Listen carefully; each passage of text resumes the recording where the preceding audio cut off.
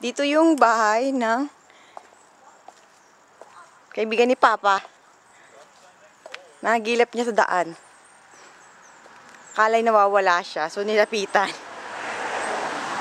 Ayan, tinitin nila yung plum tree.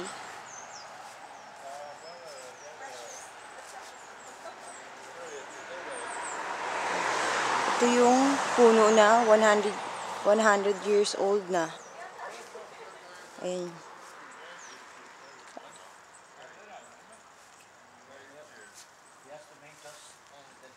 Plum tree and the apple tree.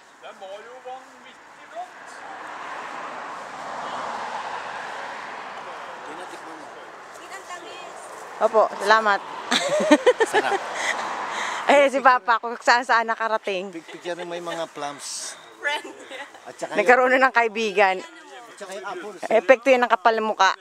Lapitan mo yung Tingnan mo siya ng Ito ang plums. Pag dilaw na siya, like that one, hinog na. Unlike that, sa kabilang puno. Ito mga apples. Yeah. Nim, you must taste. Yeah, I have. Papa give. But I can have two. Vi ska ta med oss någon. Ayan si Papa, amazed na amazed. Ngayon lang daw siya nakita ng puno ng apple tree na may apples. Ang dami. Ano mo sa mga fruits. Ito, Tim. Ayan. Okay. Pati doon sa baba, ayan no, meron. Ayan no. Nay, nay.